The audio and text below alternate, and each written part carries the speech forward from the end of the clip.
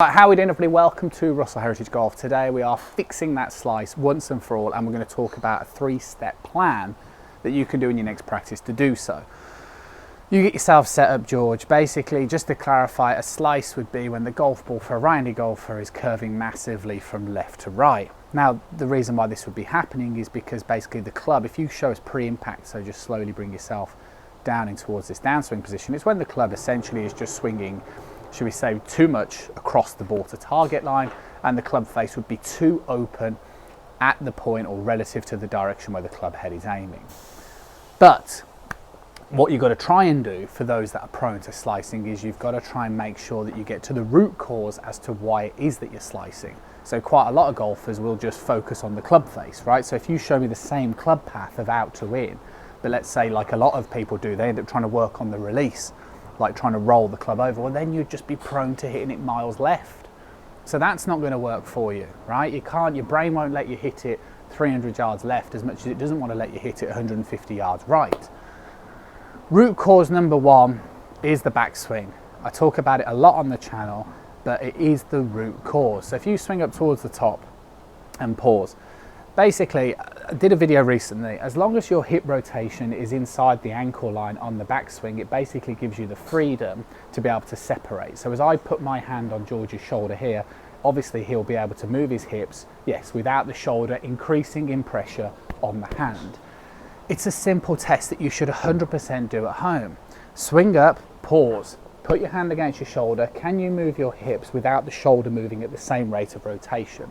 If you can, brilliant. It means your backswing is centralized, or at least you're not excessively sliding.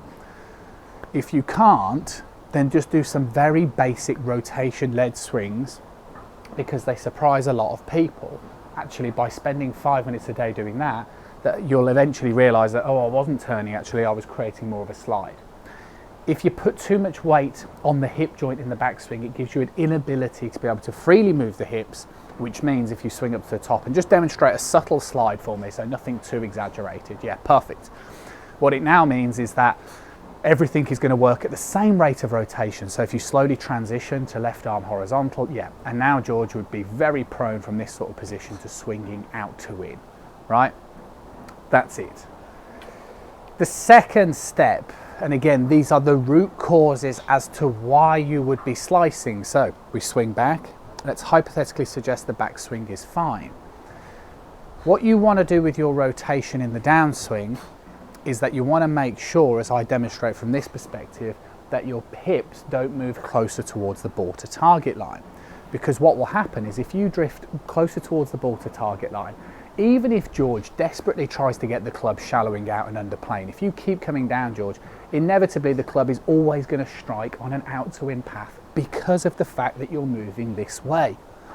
So the second thing that you have to do is you have to imagine that you are keeping your hips behind your ankle line in that transition, which is counterintuitive to many golfers that slice, because you think that it's because, oh, I'm rotating too quickly and all this. It's not.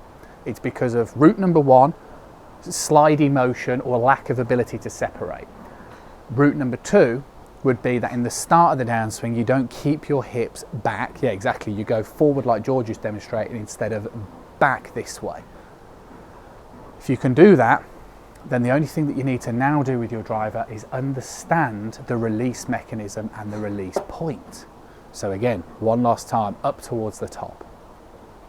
What you don't want to do with the driver is, if you can turn and then make sure you don't move massively forward, is with the driver you don't necessarily want to try and hold on to lag excessively too long. Okay, what you need to allow with this is that basically, because the driver is so much longer, you might want to consciously just feel as though you're allowing the club to release a little bit earlier, so that it can swing on its wider path and you can control the club path into the back of the ball. So the way that I would do this is in the garden, you would swing back and you would ask yourself, okay, can I wiggle my hips without my upper body moving? Great. From here, then can I keep my hips back? And then once you can get that feeling, then let the club down cock onto the back of the ball, which basically just means consciously allow the club to release a little bit. So you can see the way the club is in relationship to my left forearm.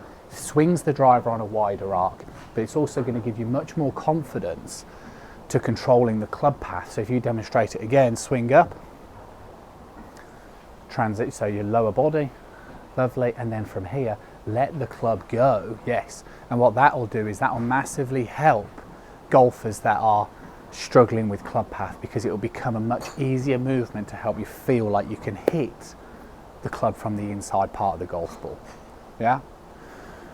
Show us how it's done then, George. So you're slicing, you want to get rid of the slice. Like I said earlier, what you want to try and do is that you want to try and get to the root cause rather than just working on compensatory movements. Okay, so if you demonstrate that for us. So the key thing out of all of this is that what you don't want to do is you don't want to be working on compensatory movements. So you don't want to spend your time trying to fabricate a release and all the rest of it, because the reason why you're slicing is due to the fact that there is something fundamentally wrong in the transition or your backswing area. That's why you're getting huge inconsistency and are prone to slicing.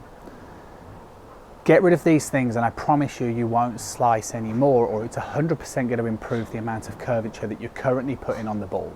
So turn back first, then get those hips so they're not moving forward, and then allow the club to down cock onto the back of the ball, and it's going to hugely improve your ability to be able to drive much straighter and make a massive difference.